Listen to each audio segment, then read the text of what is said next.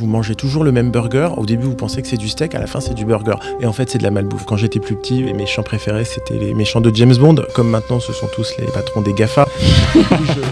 Vous écoutez La Perche est dans le cadre et aujourd'hui, on a la chance de tendre la perche à Manuel Alduy, directeur du cinéma, de la fiction internationale et des jeunes adultes chez France Télévisions. Bonjour Manuel. Bonsoir, bonjour. On est hyper contente de pouvoir te recevoir et on voulait juste un peu expliquer à nos auditeurs et auditrices le métier que tu fais qui est peut-être moins compréhensible quand on ne travaille pas dans le métier. Et juste du coup expliquer que tu achètes des films notamment pour France Télévisions parmi tes nombreuses prérogatives qui sont diffusés sur les antennes et ou sur la plateforme France Sport TV. Et on voulait savoir juste brièvement comment est-ce que c'est de travailler comme ça un peu collégialement avec du monde dans tes équipes, notamment sur le fait de choisir des films qui ne sont pas pour tes goûts personnels mais pour une ligne éditoriale qui est hyper vaste, à savoir la France. Merci, c'est ça, en fait. Voilà. Tu as très bien résumé. Alors, ça fait longtemps que je travaille dans la télé et principalement donc, un peu dans cet univers-là. Donc, c'est exactement ça. Vis-à-vis du cinéma, ma mission, c'est d'essayer de faire en sorte qu'on propose des films pour tous les goûts, tous les publics, en fait, pour notre audience. Et comme on est le service public, payé par vos impôts, nous devons couvrir à peu près tous les goûts, toutes les envies. Vis-à-vis du cinéma, il y a des gens qui sont très, très cinéphiles, très pointus. Il y en a d'autres qui ne le sont pas du tout. Puis la majorité du public est un peu entre ces deux catégories-là. On a des débats très très nombreux, nourris, qui se renouvellent ou parfois pas assez sur qui est le public, pourquoi on le fait comme ça, qu'est-ce qu'ils peuvent aimer. On va au cinéma. On se fait... En fait, ce qui est important, c'est d'avoir des croisements d'envie dans les équipes, d'avoir des gens qui ont des goûts personnels assez variés pour être sûr d'attraper à peu près tout ce qu'il faut. De représenter un peu tout le monde. Et alors, avant, donc peut-être les 3 films dont tu as choisi de parler, donc on t'a demandé de choisir un chef-d'œuvre. Tu as choisi Les ailes du désir de Wim Wenders, un coup de cœur récent qui est Emilia Pérez de Jacques Audiard et un film Doudou qui est donc de Die Hard de John McTiernan. Mais on a un petit portrait perché qu'on fait en général avant de parler des films. Et donc j'ai quelques questions. Si tu étais un genre de film, tu serais lequel ? Survival. Un survival, intéressant. Ouais. Voilà, ok. Est-ce que la vie est un survival ? Ouais, c'est ce que j'ai dit. Non, Ou parce qu'il faut survivre dans les couloirs de France Télé, c'est peut-être ça. Non plus. Non, franchement, ça se passe très bien, mais franchement, c'est le... d'abord, je pense que c'est comme ça qu'il faut voir la vie, parce que voilà, il y a des hauts, il y a des bas, et donc faut se dire, faut qu'on passe à travers. Et puis par ailleurs, c'est vraiment le style de film, même en vieillissant, qui est celui que je préfère en fait.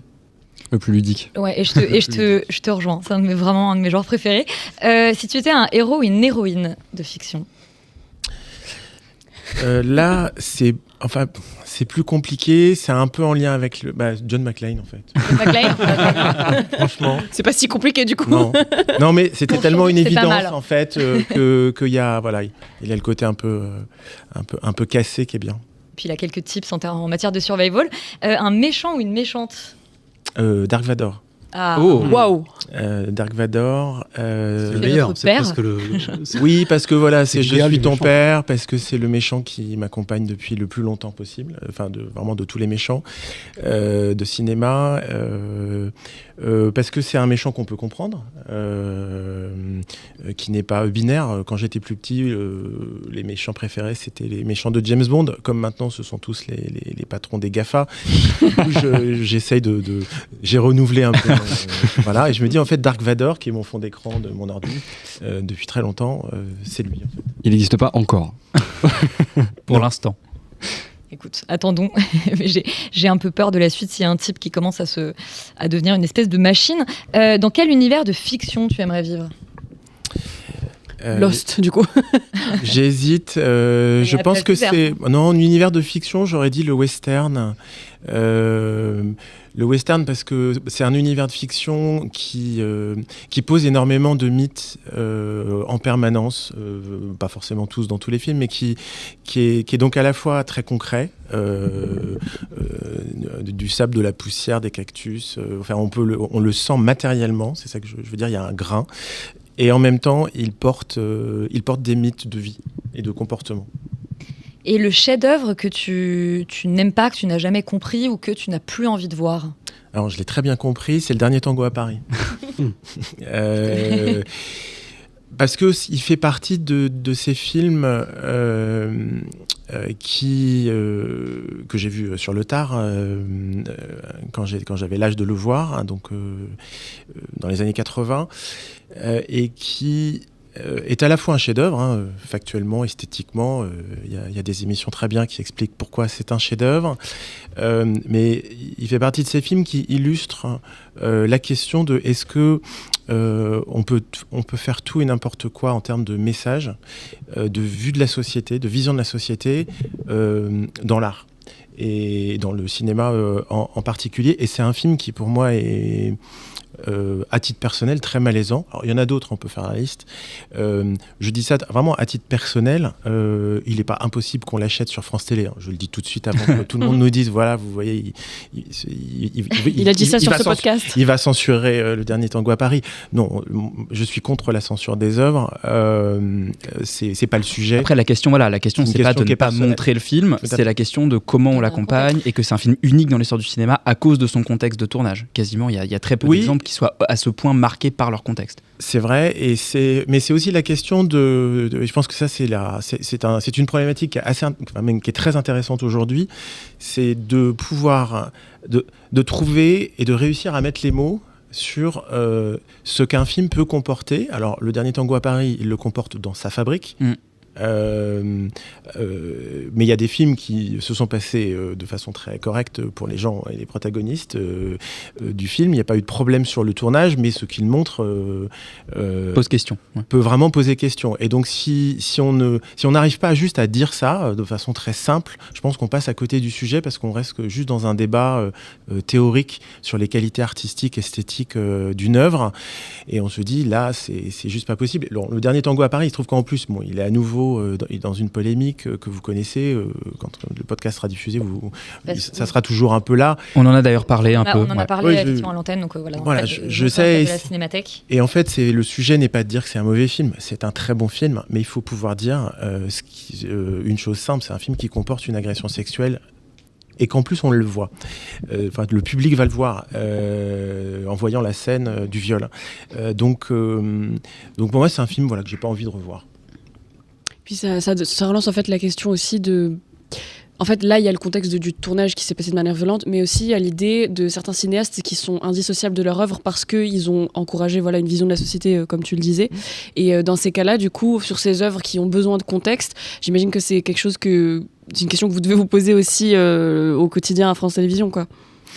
Oui, à France Télévisions, on essaye d'avoir une œuvre de cinéma la plus large possible. Il y a des choses qu'on peut pas faire parce qu'on est un service gratuit, donc il y a des œuvres trop violentes. Moi, j'aime bien le cinéma d'horreur. C'est pas chez France Télé qu'il faut se plonger pour regarder des films d'horreur. Ça arrive, mais très ponctuellement. On peut pas, avec la réglementation en termes de signalétique, de protection du jeune public, c'est pas notre mission. Donc voilà. Mais si on met ces exceptions-là, le reste du panorama cinéma, il est très vaste. Et oui. On est dans une période qui est très intéressante et elle va durer où des gens qui étaient choqués avant aujourd'hui peuvent le dire. Le Dernier Tango à Paris, Les Valseuses, c'est des films qui ont choqué à l'époque. Alors il y a peut-être des gens qui à l'époque étaient choqués, ne le sont plus, mais il y en a plein qui ont été choqués et qui le sont toujours par rapport au message, à la vision de la société, la vision des femmes, la vision des homosexuels, la vision de toutes sortes de personnes qui à l'époque se taisaient. Et donc aujourd'hui, ces gens parlent, tant mieux.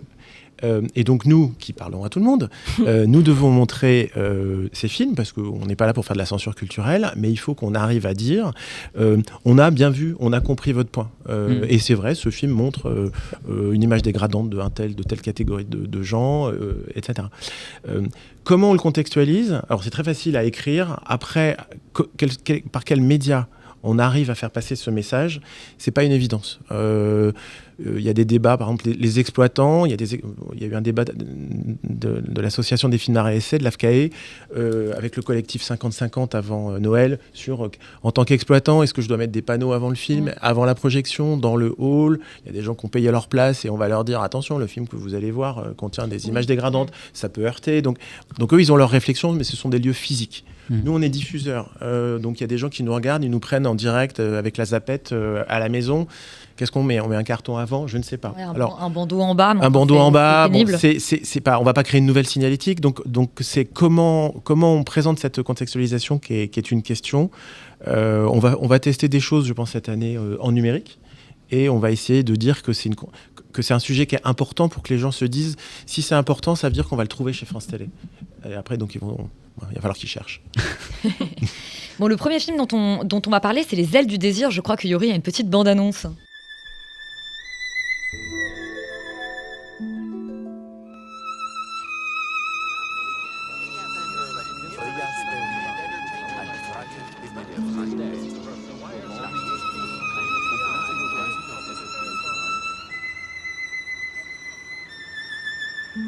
Les Ailes du désir, réalisé et produit par le cinéaste allemand Wim Wenders, à qui on doit aussi Paris, Texas, ou plus récemment Perfect Days, mais aussi bon nombre de documentaires. Alors je me suis demandé comment résumer le film. C'est pas si simple. Ça suit deux anges en visite dans le monde des mortels, donc notre monde, et plus précisément Berlin avant la chute du mur. Ces anges, ils voient et ils entendent tout, y compris la voix intérieure des humains qui s'expriment en voix off. En revanche, ils ne peuvent pas agir sur le monde ni rien toucher, et les humains ne les voient pas, à l'exception des enfants et des aveugles qui semblent dans l'obscurité saisir une sorte de présence. Et on s'intéresse principalement à l'ange Damiel qui tombe amoureux d'une femme, ce qui aura pour conséquence de le rendre mortel. C'est un film de déambulation, contemplatif, la narration assez lâche et floue, en noir et blanc pour la grande majorité du film. Peut-être ma première question, c'est dans quel contexte tu as découvert Les Ailes du désir, et est-ce que tu t'es immédiatement dit c'est un chef-d'œuvre, j'ai jamais rien vu de tel, ou est-ce que c'est un film qui a mis peut-être plus de temps à décanter ou qui t'est resté en mémoire progressivement? Alors moi je l'ai découvert en salle de cinéma à sa sortie. Il est sorti en 87 et il a eu le prix de la mise en scène à Cannes. Voilà. Tu viens de le dire, tu es vieux. Bon. Oui, mais bon. Non, pas forcément. Non, mais c'était pas une évidence. Donc c'est pas un film que je suis allé chercher, mais ça me permet d'illustrer un point qui je trouvais le plus merveilleux, un des plus merveilleux avec le cinéma, c'est la surprise. C'est-à-dire quand on est surpris par un film, et c'est compliqué parce qu'aujourd'hui, il y a beaucoup d'explications, de prévention, de promotion. Donc réussir à être surpris dans la salle par un film... Faut le chercher, il faut avoir pas vu les bandes annonces et pas le pitch. En 87-88, avant le téléphone portable, avant Internet... avant notre existence. Avant votre naissance. Pas la tienne, il était là. Voilà. Bon, donc moi j'avais une tradition qui était d'aller au cinéma une fois de temps en temps avec une grand-tante, qui souvent dormait gentiment pendant la projo. Et donc grâce à elle, c'était le rituel. Donc j'ai vu beaucoup de films très différents. Tous les Sergio Leone qui étaient toujours repris dans un cinéma en salle sur les champs, etc. Et je me souviens, une fois, on va voir ce film. Mais donc le film choisi presque par l'horaire et la salle, pas vraiment pour le film. Et donc je me suis retrouvé devant ce film.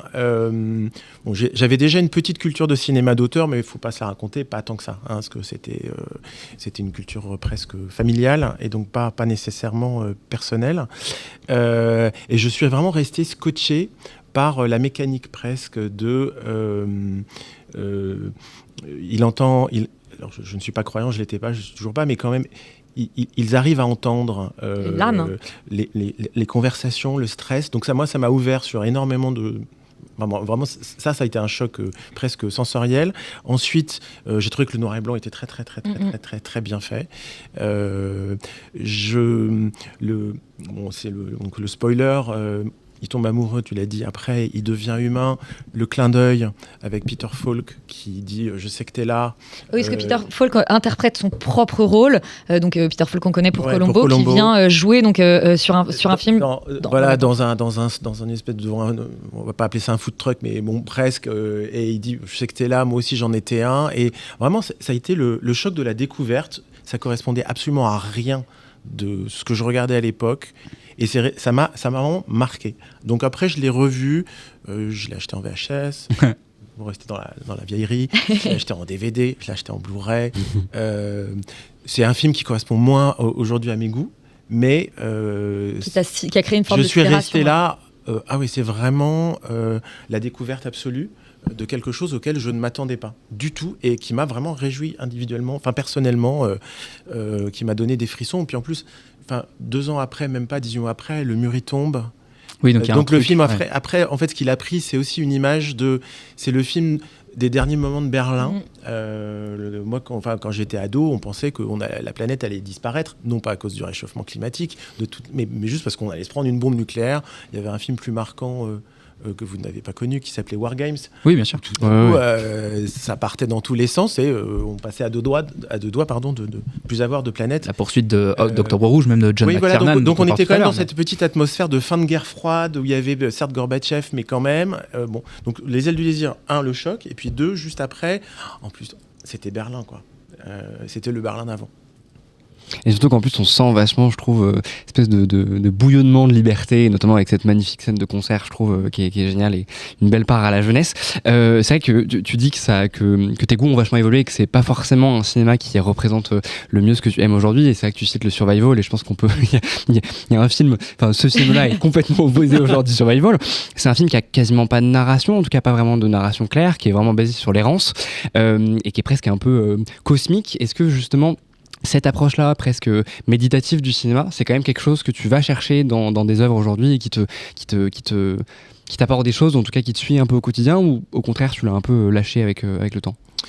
Non, je vais répondre à un peu de biais. Je trouve que en ce moment, on est poussé à l'impatience quand on voit des films, des séries. C'est tout le contexte audiovisuel qui est comme ça, et réussir à se laisser saisir par d'autres formes de narration plus lentes ou visuellement qui sont différentes, c'est de plus en plus rare. Je redécouvre beaucoup plus de films de patrimoine en ce moment, et c'est vrai que moi-même je me dis ça démarre quand même lentement. Non, mais il faut attendre. Mais où on en est où? Et c'est pas possible. Et en plus, ils m'ont toujours pas présenté ce personnage. Et d'où la difficulté de faire un pitch. C'est un film dont le pitch évolue sans cesse. Mais c'est une catégorie de films que je trouve très bien. C'est un film moi je trouve toujours, pour l'avoir revu, on a fait un cycle Wim Wenders sur France Télévisions il y a un an et demi. On l'a fait un an trop tôt, on l'a refait une deuxième fois. Et en plus, Wenders, il a cette particularité, soit de faire des films impitchables comme ça, qui sont un petit peu plus dans le domaine de l'expérience individuelle, ou... Oui, comme Paris, Texas, à Palme d'Or, qui est pareil, un film sur l'errance. Le long métrage sur cet artiste allemand contemporain, Anselm, que je suis allé voir en 3D. Ouais, qui est incroyable en 3D, par ailleurs. C'est génial, ouais. Oui, mais bon, c'est pas non plus une évidence de spectacle. Non, effectivement. Mais ça, c'est quand même pas... Mais pareil. Mais ça fait partie de la surprise aussi. Oui, en fait, comme Perfect Days, quand il était sorti, on se disait un film sur des toilettes, et en fait... Alors Perfect Days, c'est la deuxième catégorie de films que j'adore, c'est le film dont le pitch... il est juste tellement improbable. Je me dis, c'est juste pas possible. Je l'ai pas vu quand il était au Festival de Cannes, parce que à cause du boulot, je reste souvent au Festival de Cannes pendant la durée, mais j'arrive finalement à voir peu de films. Que des réunions. Je fais plutôt des rencontres et des réunions, et donc je suis vraiment la pire des personnes pour commenter le festival en fin de festival, sur son aspect cinématographique. Donc je l'ai rattrapé en salle à sa sortie 6 mois plus tard, et ça a été un de mes chocs donc il y a 18 mois, c'était fin 2023. Dans ces eaux-là. Alors que je nommerai personne, surtout pas sur un micro, il y a beaucoup de gens qui m'ont dit non, mais tu vas voir le pitch du film. On suit un japonais d'un certain âge qui nettoie les toilettes à Tokyo ou à je sais plus en quelle ville. Je dis ah ouais, ça donne envie, c'est super. Et en fait, c'est un film qui est super poétique et ultra émouvant, qui est c'est un peu comme le autre film impitchable, Jeanne Dielman de Chantal Akerman. C'est une expérience sensorielle. C'est un tel réalisme pointilleux. Il y a un moment, moi, c'est un film qui était hypnotique. La première fois que je l'ai vu, j'étais là, elle va pas nous faire l'escalope panée. Tac, tac, tac, tac. C'est des films qui sortent du scénario. Tac.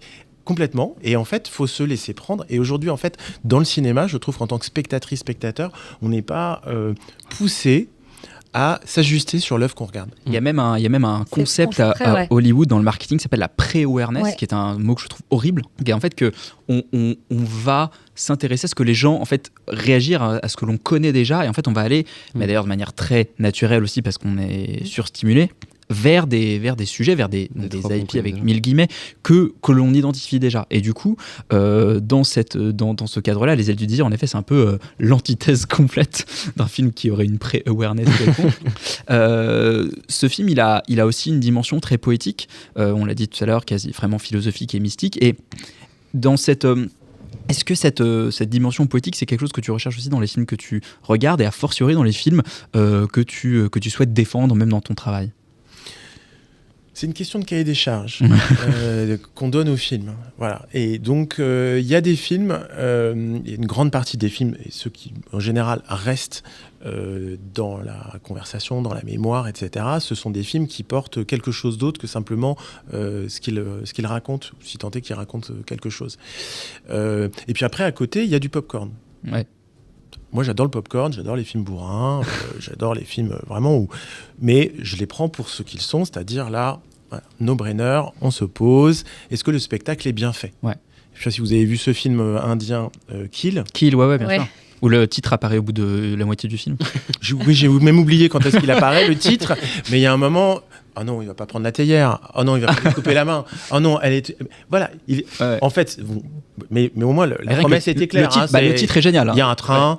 et visiblement le titre dit que la pré-awareness est totale. Voilà.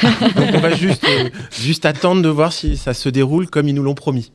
Mais in fine non, parce que toi tu es une espèce d'omnivore du cinéma, de ton métier et de ta vie, mais la pré-awareness empêche les publics occidentaux pour la plupart de découvrir ce genre de film, parce qu'ils sont pas au courant de... Enfin, en fait il y a l'idée de sortir de sa zone de confort et de ne pas regarder des choses auxquelles qu'on sait déjà d'avance qu'on va les apprécier, soit parce que le sujet on le connaît, que ce soit dans un biopic, on va revenir sur les biopics musicaux. Voilà. Soit parce que et on connaît déjà tout le casting parce qu'ils sont déjà préétablis, et c'est ce qui fait aussi peut-être le manque de renouveau d'un certain type de cinéma américain à gros budget. Mais même en fait, moi, ce que je trouve intéressant dans ce film, alors, j'ai pas du tout aimé, j'avais pas vu, et pour moi c'est l'inverse. Il y a un espion à la table. C'est un peu ma kryptonite, c'est un peu l'inverse de ce que j'ai envie de voir au cinéma, mais en fait, ça reste, je trouve très bien filmé. Il y a quand même des choses intéressantes, donc je vais pas non plus cracher dessus, mais ce que je trouve marrant, c'est qu'il y a une vision de l'avant-garde qui est vachement datée en fait. Il y a une manière de faire du cinéma et de penser ce que c'est que le cinéma conscient, qui réfléchit sur lui-même, qui essaye de faire de l'avant-garde en fait, qui n'existe plus du tout aujourd'hui. Est-ce que c'est quelque chose qui, toi, te manque en fait presque ? Est-ce que c'est un truc où, en vrai, aujourd'hui, moi j'ai un peu l'impression qu'il n'y a plus trop de cinéma d'avant-garde, alors que c'est vraiment des trucs qui sont inaccessibles complètement, qu'on voit même plus dans les festivals. J'allais dire, mais non, c'est le dernier Harmonie Corinne que Félix a tant défendu. Oui, mais du coup, le Harmonie Corinne, il n'est pas sorti en salle, il faut l'acheter sur son site, ouais.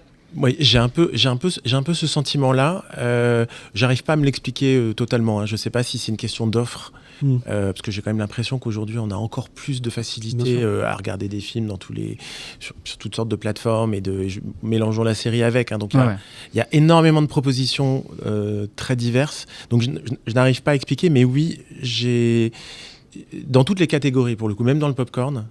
Donc le cinéma en gros facile, divertissant, j'ai l'impression d'être obligé de chercher beaucoup plus. Alors pas forcément d'un point de vue professionnel, parce que nous on travaille pour le public et voilà, mais c'est compliqué à deux niveaux. Les films atypiques d'avant-garde, je sais pas, mais en tout cas qui amènent quelque chose de nouveau, on va dire, c'est vraiment une proposition originale. Un point de vue radical. Un point de vue qui tranche. On en a... Je trouve qu'on en a moins, ou en tout cas, ils sont davantage peut-être noyés dans la masse des sollicitations. Ça, c'est un. Et deux, ce qui, moi, m'inquiète un petit peu plus, pour être un peu modérément optimiste et totalement pessimiste, c'est l'évolution du goût des gens, qu'ils soient très cinéphiles ou pas.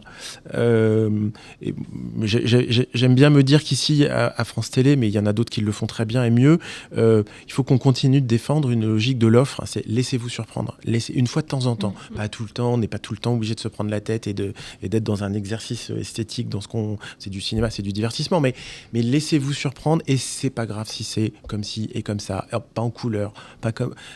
voilà, c'est pas grave, laissez-vous une fois de temps en temps surprendre. Sinon, vous mangez toujours le même burger. Au début, vous pensez que c'est du steak, à la fin, c'est du burger. Et en fait, c'est de la malbouffe.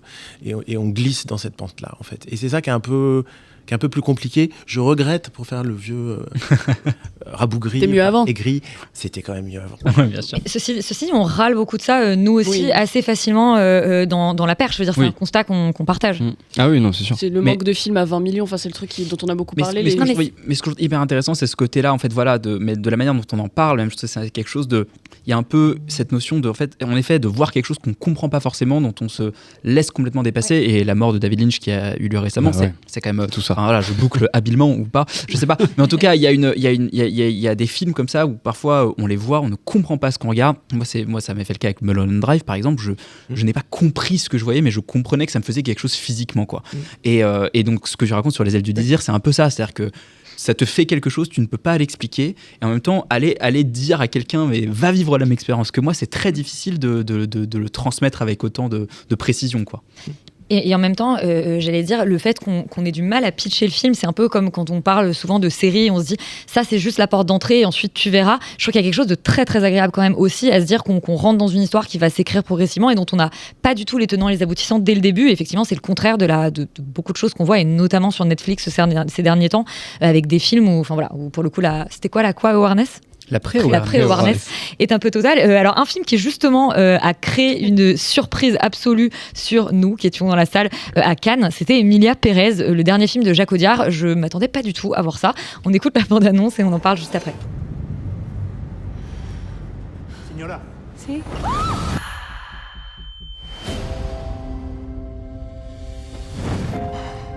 ¿Sabe usted quién soy, licenciada? Donc Emilia Pérez est une comédie musicale, on y reviendra, de Jacques Audiard, qu'on connaît pour des films assez différents, Un prophète, De battre mon cœur s'est arrêté, ou encore de Rouille et d'os. Emilia Pérez est sortie l'année dernière et raconte l'histoire de Rita, pas la nôtre, ici interprétée par Zoé Saldana, qui est une brillante avocate qui, malgré ses convictions, met son talent au service d'un cabinet qui est plus enclin à blanchir des criminels qu'à servir la justice, jusqu'au jour où elle croise la route d'un chef de cartel, Manitas, qui lui demande de l'aide pour réaliser son rêve, devenir la femme qu'il a toujours rêvé d'être. Emilia Pérez donc, avait été en sélection officielle à Cannes, où certains d'entre nous l'ont découvert. Il est reparti récompensé du prix du jury et du prix d'interprétation féminine pour l'ensemble de ses actrices. Donc l'actrice trans Carla Sofia Gascon, Zoé Saldana et Selena Gomez. Et c'est un film Et Adriana Pass, la quatrième. Et Adriana Pass, tu as raison. Et c'est un film qui a donc beaucoup divisé l'équipe de La Perche. On Mais peut tant dire. mieux. Tu dis divisé, en vrai, j'étais toute seule. Non, Manon a adoré. Manon a aimé et Félix l'a défendu. Voilà. Sinon, c'était un peu. C'est le contre tout. Ouais. Mais alors, ceci dit, effectivement, par exemple, moi, j'avoue que j'ai vraiment pas compris ce que je regardais, c'est-à-dire qu'en voyant le film, j'entendais les gens dans la. En fait, j'ai mis du temps. Enfin, Laurent, t'étais assis à côté de moi. On a mis du temps à comprendre qu'on rigolait pas au même moment que les autres. C'est-à-dire que tout le monde était vraiment dans un truc très premier degré. Et nous, alors toi, je sais que pour le coup, t'aimes vraiment pas le film. Et Laurent, c'est le hater aujourd'hui. Moi, je suis désolé. Non, mais moi, c'est un film qui a plutôt bien vieilli dans ma mémoire, mais où je pense qu'effectivement, il y a eu un vrai décalage entre ce que je m'attendais à voir et ce que j'ai vu. Et j'ai été victime de ça. Pour autant, c'est un film qui a quand même vraiment trouvé son public. Toi, qu'est-ce qui personnellement t'a plu ? Est-ce qu'il y avait aussi cette part de surprise, de sidération presque. de sidération de la part de Jacques Audiard qu'on ne pouvait pas imaginer plus loin de ce cinéma ? Je l'avais pas. Alors, j'avais pas l'élément de surprise parce que j'avais lu le scénario et on l'avait soutenu à France Télé, donc j'avais pas cet élément de surprise. La surprise, en fait, je l'avais eu au scénario avant avec l'équipe, avec celles et ceux qui ont travaillé sur l'analyse du projet et sa négociation après. Non. La surprise, elle est venue différemment.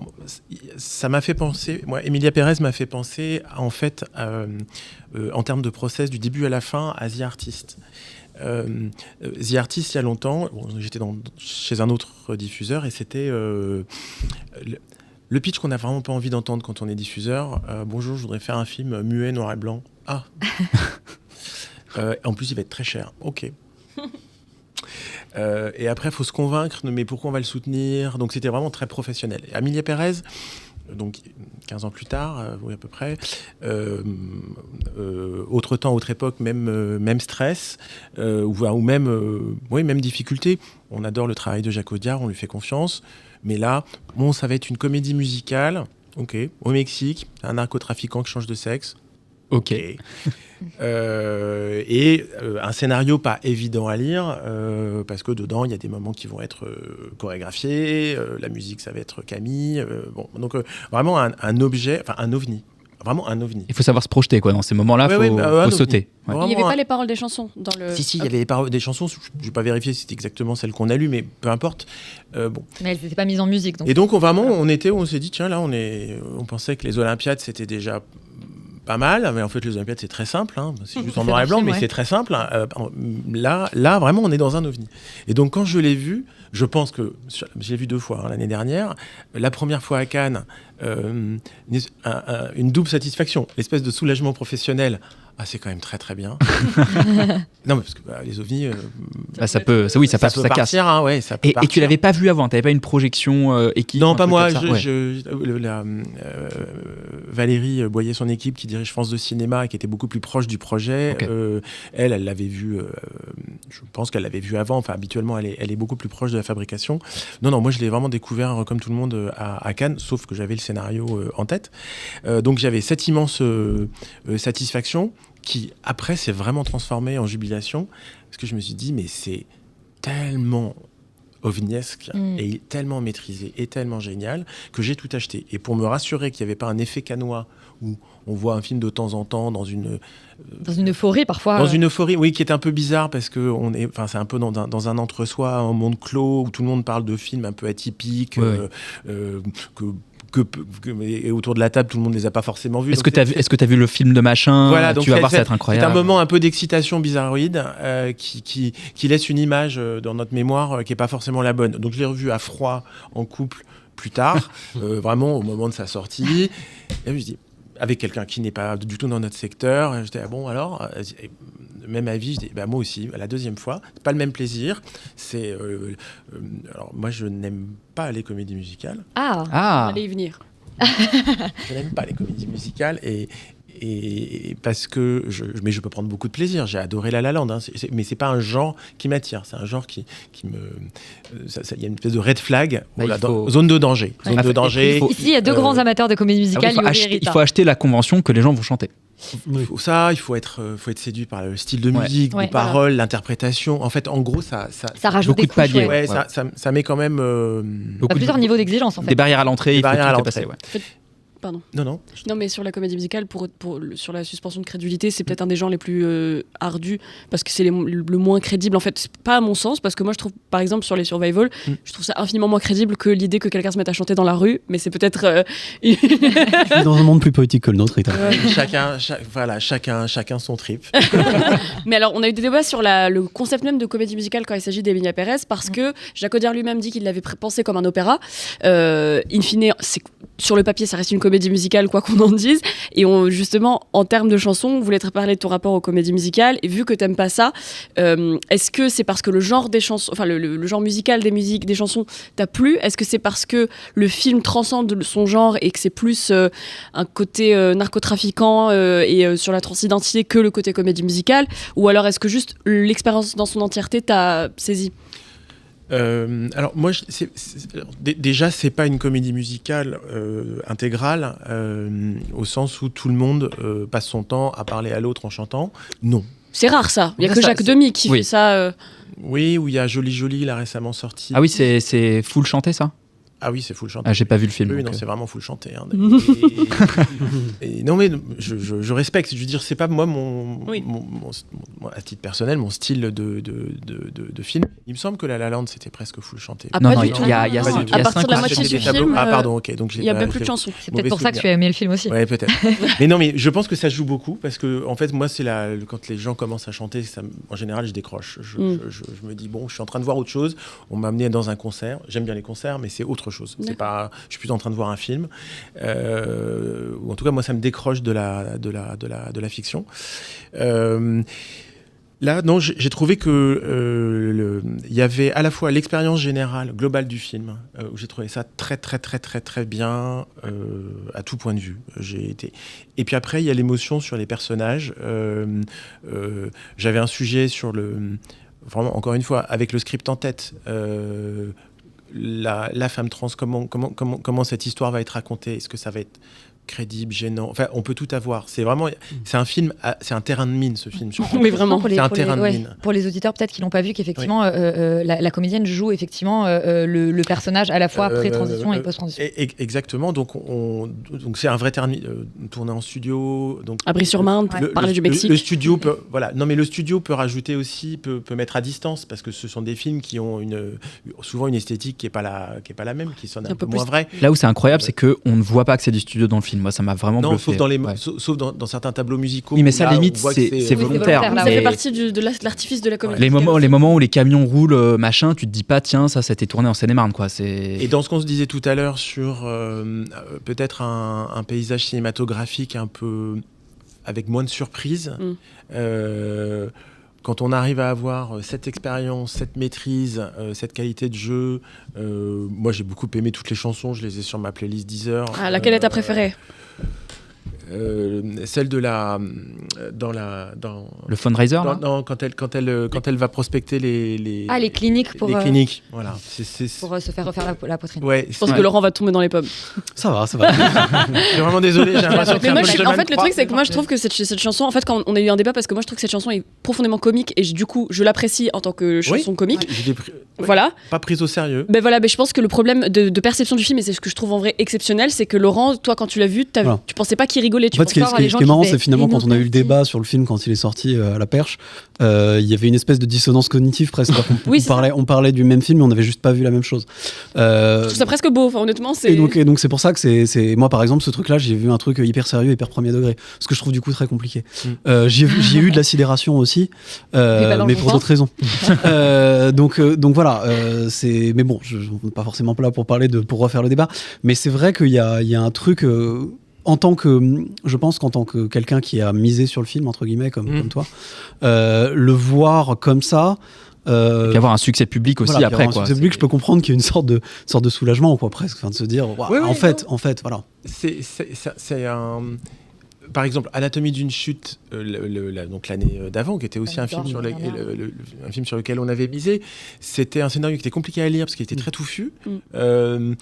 Mais j'ai eu moins de surprises. En fait, je ne dis rien de négatif là. C'est qu'il y avait pas le pitch improbable qu'avait Emilia Pérez. Emilia Pérez, vraiment, on a l'impression qu'il... Est-ce que je pourrais rajouter aussi de la comédie musicale ? J'avais oublié. En réalité, le pitch est génial, moi je trouve, d'Emilia Pérez.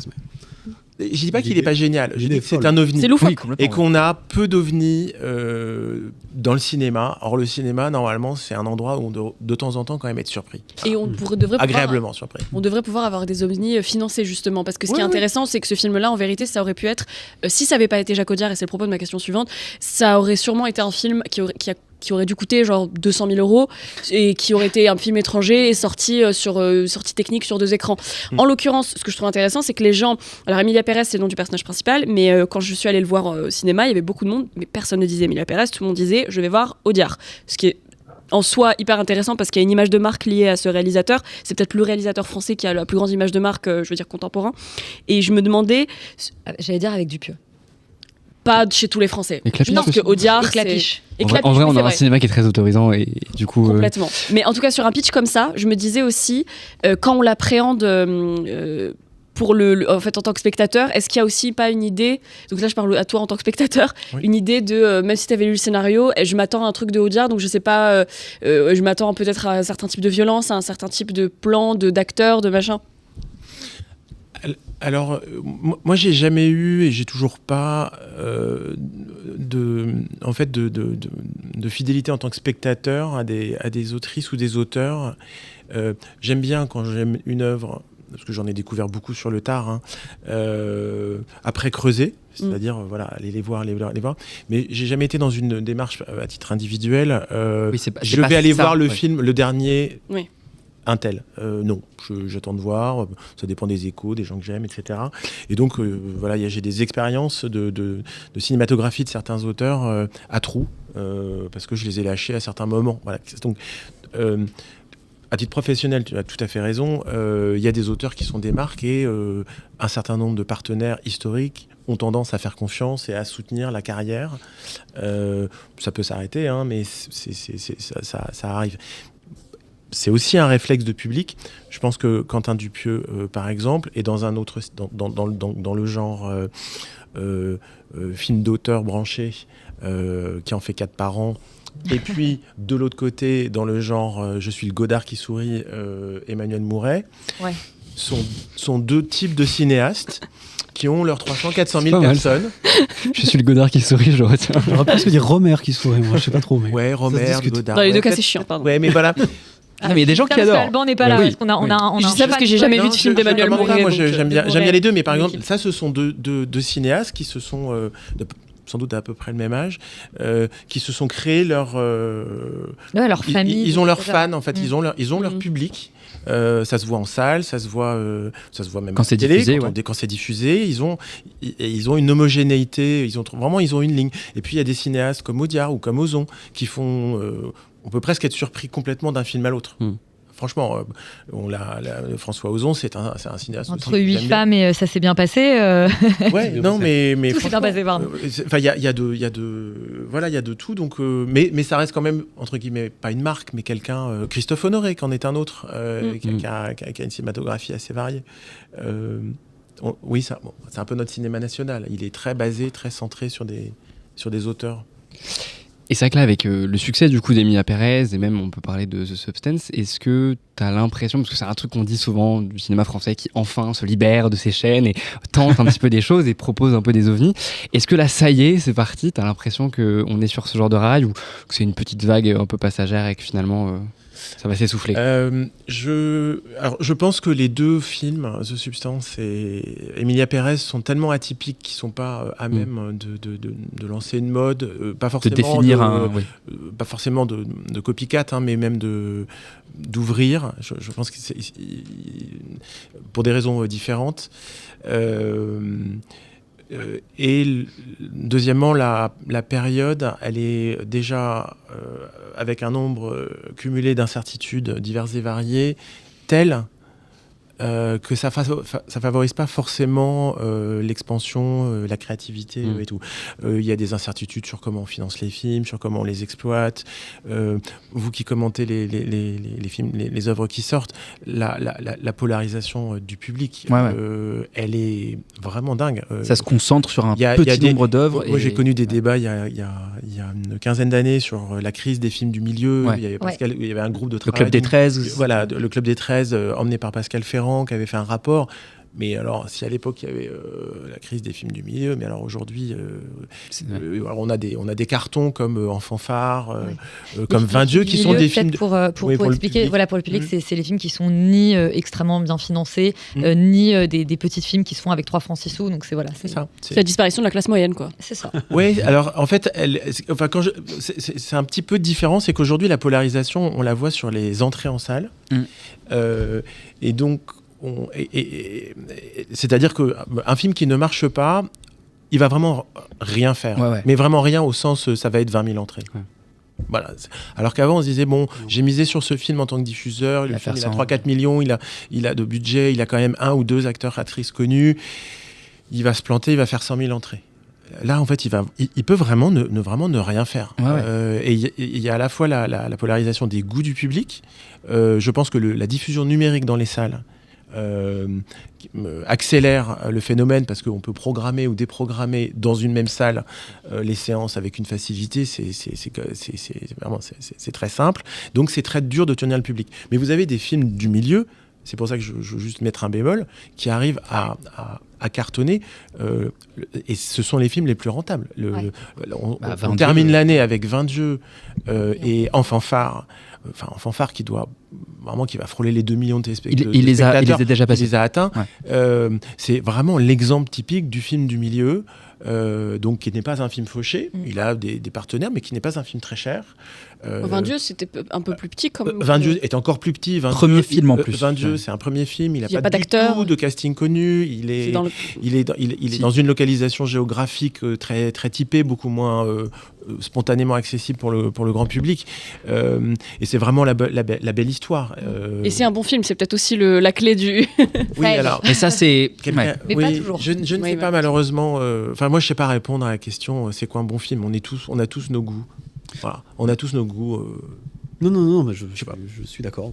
Enfin, c'est plus délicat que ça, mais que, en effet, il y a le sujet de savoir si est-ce que les gens vont voir les bons films ou est-ce que quand le film est bon, les gens vont le voir. C'est pas si simple. Moi, je pense quand même qu'il y a enfin bon, bref, on pourra en discuter, mais c'est l'œuf ou la poule en fait. Voilà, mais voilà. Mais c'est ce que tu dis sur l'offre aussi, c'est que vous en tout cas vous misez là-dessus, que plus l'offre sera intéressante, plus les gens iront aussi chercher d'autres univers. La question, en un mot, la question, est-ce que c'est un bon film? C'est pour ça que les gens vont le voir.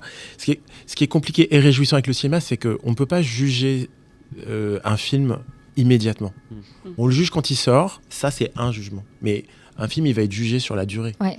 Nous, il y a des films qu'on diffuse 3 ans après leur sortie en salle, qui malheureusement ont fait 0 entrée ou très peu à cause du Covid, puisqu'on est en 2025-2024, et que donc on a eu des films sortis en salle en 21-22 qui ont été encore abîmés par l'état des salles et l'attitude du public, et qui font des millions de téléspectateurs. Donc, est-ce que ça veut dire que du coup, ils sont devenus bons? Ce sont les mêmes films. Hein. Ouais. Oui, mais nous, on se rend compte d'ailleurs nous-mêmes que quand on juge un film à chaud, le jour où on l'a vu, le jour de sa sortie, entre ce moment-là et le moment où on fait le bilan en fin d'année, il y a des films qui, sur le coup, on s'est dit c'est un chef-d'œuvre, c'est sûr, et en fait, le film vieillit pas bien dans notre tête, ou l'inverse. Mais la bonne nouvelle, c'est que le dernier film dont on parle aujourd'hui, il a mis vraiment pour le coup tout le monde d'accord. C'est Die Hard, Piège de cristal de John McTiernan. It's Christmas Eve in L.A. California. Is Daddy coming home soon? Well, we'll see what Santa and Mommy can do, okay? A New York cop, John McClane, has come to see his wife. I missed you. Instead, he's going to have to save her. Donc Die Hard, c'est le Piège de cristal, plutôt, c'est le premier des Die Hard. Ça a lancé une franchise. C'est un film qui est sorti en 88, qui est réalisé par John McTiernan. Le pitch, c'est l'histoire de John McClane, qui est donc un policier new-yorkais qui est venu rejoindre sa femme Holly, dont il est séparé, qu'il essaye plus ou moins de reconquérir. On est donc la veille de Noël et la multinationale japonaise dans laquelle travaille Holly donne une soirée en l'honneur de ses employés à laquelle John McClane va assister. Seulement, alors qu'il s'isole pour téléphoner, il y a un commando qui investit l'immeuble et coupe toutes les communications de l'extérieur. Moi, j'ai revu Piège de cristal à Noël cette année. On avait fait un focus sur les films de Noël dans lequel on en avait parlé.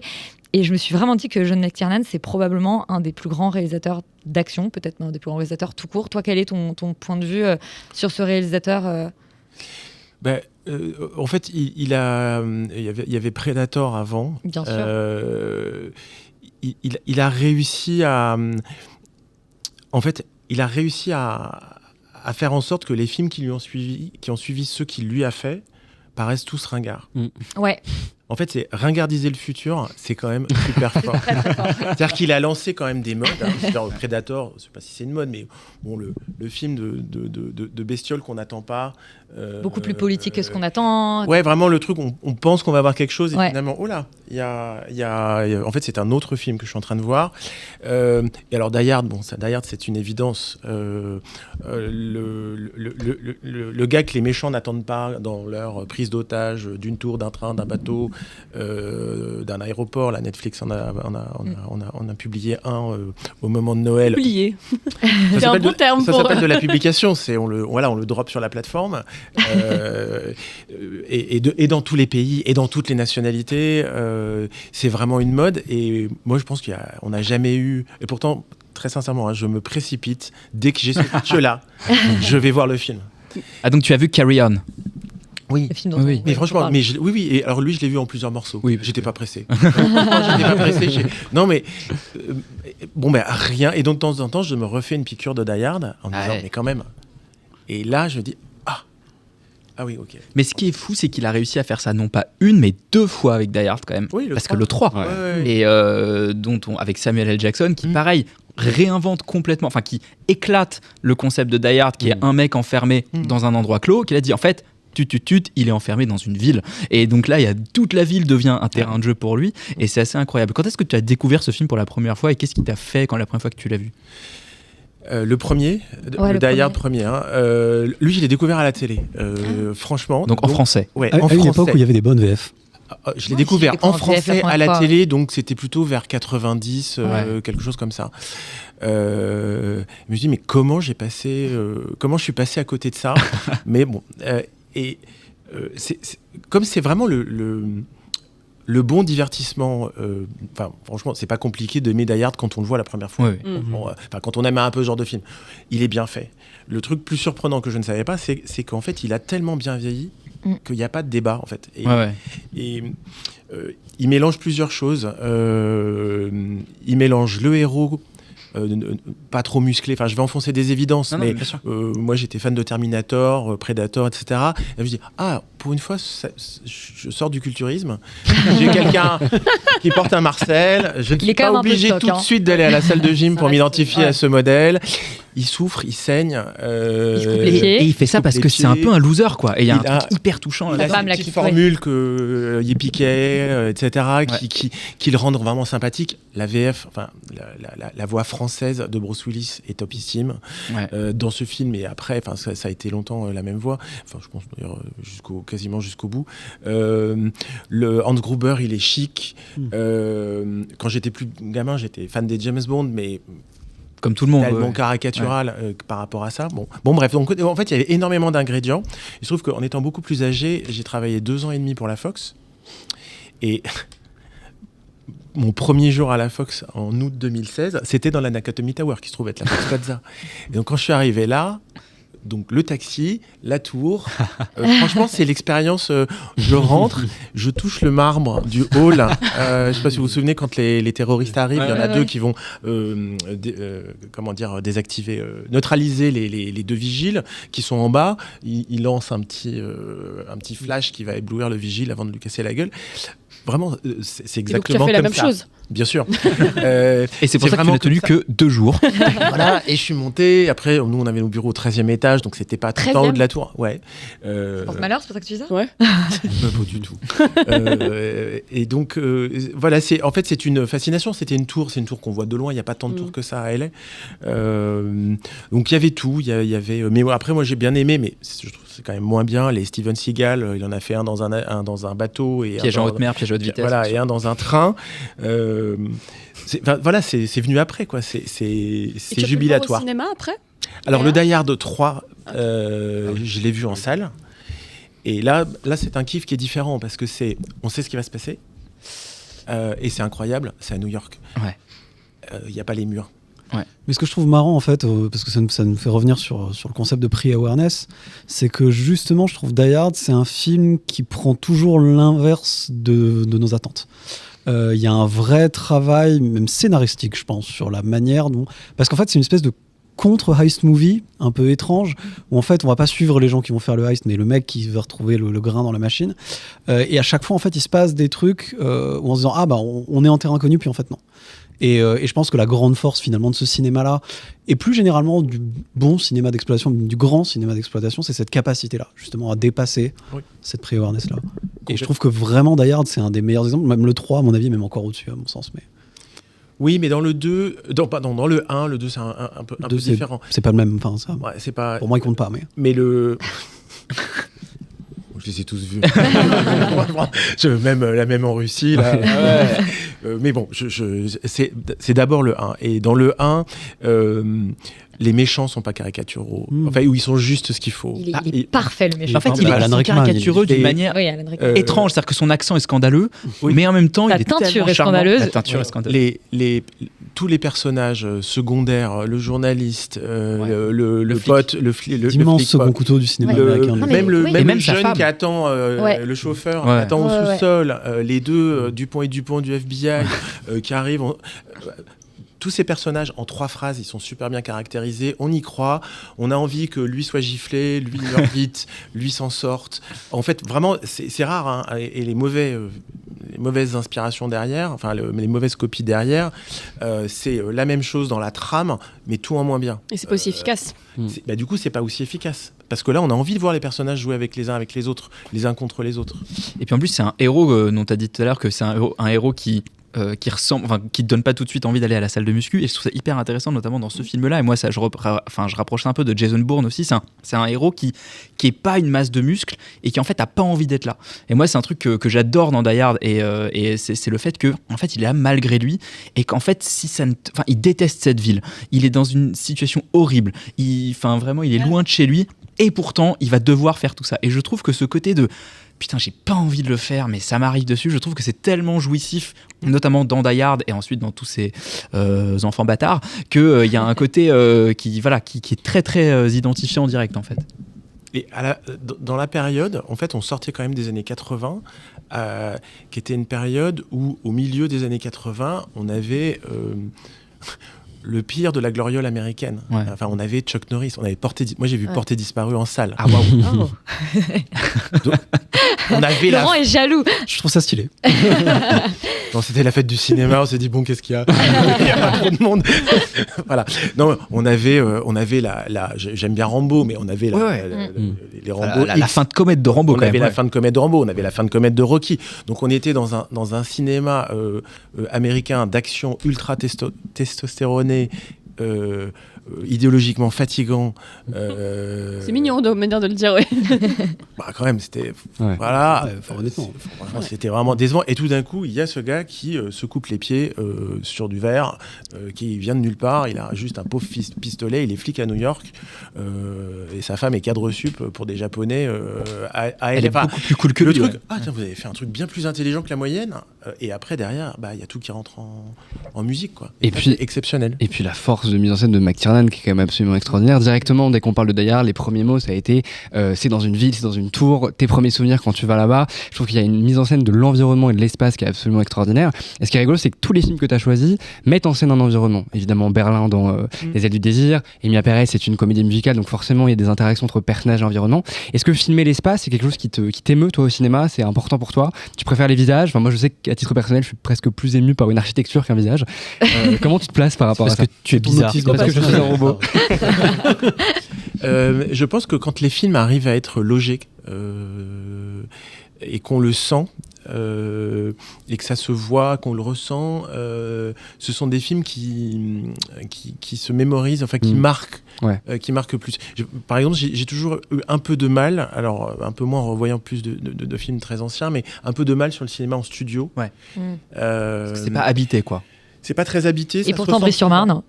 Non, mais ça se ressemble souvent. Et pourtant, Emilia Pérez, mais ça se ressemble. On n'est pas en train de se dire où est-ce qu'ils ont tourné. C'est un peu mon côté meurtra. En télé, on aime beaucoup les fictions ancrées dans la réalité. Non, mais je plaisante à moitié. C'est que ça ajoute une dimension très intéressante, sensorielle et d'histoire et culturelle qui est même souvent généreuse parce qu'on découvre. En fait, on est dans des lieux qu'on connaît pas forcément.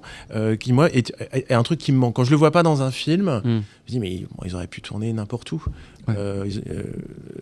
C'est comme sur les personnages, des personnages bien caractérisés qui ont le prénom qui correspond, etc. On se dit il y a eu un effort et on est allé on est au bon endroit. Moi, c'est un type de cinéma d'action qui me fait quand même pas mal penser au cinéma hongkongais, un certain cinéma hongkongais des années 80-90. Est-ce que c'est un truc qui, toi, te plaît ou pas du tout? Il y a eu un moment à la fin, milieu des années 90, il y avait un magazine HK Vidéo.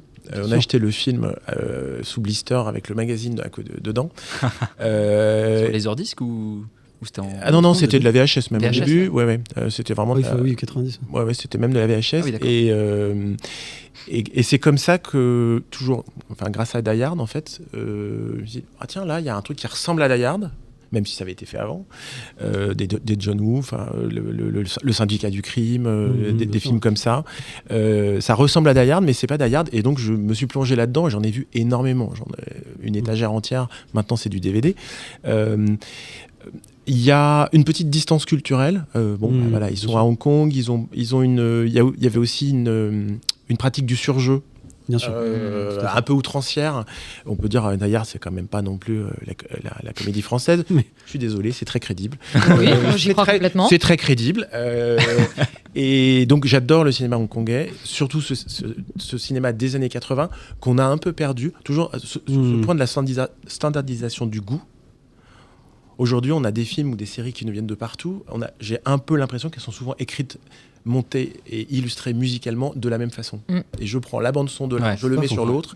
Je dis, finalement, quelle est la nationalité de la personne? En fait, c'est pas incarné, c'est pas un point de vue culturel, c'est un produit. Le cinéma hongkongais d'action des années 80, c'était dingue. Puis c'est aussi peut-être ce qui nous arrive. Je sais que c'est une discussion que j'ai souvent sur le cinéma marocain, celui qui nous arrive en France, c'est un certain type de cinéma qui est fait pour les Européens. C'est une question de distribution aussi, ça paraît cohérent, mais ça biaise aussi le regard qu'on peut avoir sur Oui, il est préfiltré. C'est vrai, enfin, tout un tas de cinéma, il y a tout un tas de cinéma chinois qui n'est pas vu par les Chinois, mais qui est vu par les Européens globalement, et c'est pareil pour le cinéma japonais, pour beaucoup de cinémas divers, qui en fait est vu pour les festivals européens et pour le public européen, quoi, globalement. Complètement d'accord. Et Rita, tu me suggères la toute dernière question, mais c'est un oui ou un non. Il faut trancher, parce qu'on a eu un débat entre nous. Est-ce que Die Hard, c'est le plus grand film de Noël ? Est-ce que déjà c'est un film de Noël ? Qu'est-ce qu'un film de Noël ? Qu'est-ce qu'un film de Noël ? Alors pour moi, c'est un film de Noël. Merci. Mais à 300%. Après, on est tous d'accord, il n'y a pas de débat. Non, il y a pas. Franchement, c'est le. Enfin, il y a pas de sujet. C'est ça doit se passer à Noël. C'était un de mes troubles sur le Die Hard 3. C'est où suis-je ? Je l'ai vu en plein été quand il est sorti. Ça va. Oui, ça va, mais. Et ça se passe en plein été d'ailleurs, il fait très chaud. Oui, c'est une canicule à New York, il se balade avec son panneau dans Harlem, là. Qui est rajouté en numérique d'ailleurs. Ah, ça, j'avais pas l'anecdote. Parce qu'en fait, ils l'ont sorti avec un panneau blanc, et du coup, ils ont rajouté le. Il avait pas envie de se faire lyncher, ce que je pense. Donc, oui, c'est un film de Noël. Eh bah, super, merci, c'est le mot de la fin. Merci, Manuel Alduy. Et écoutez, merci d'avoir écouté La Perche, et on se dit à très bientôt.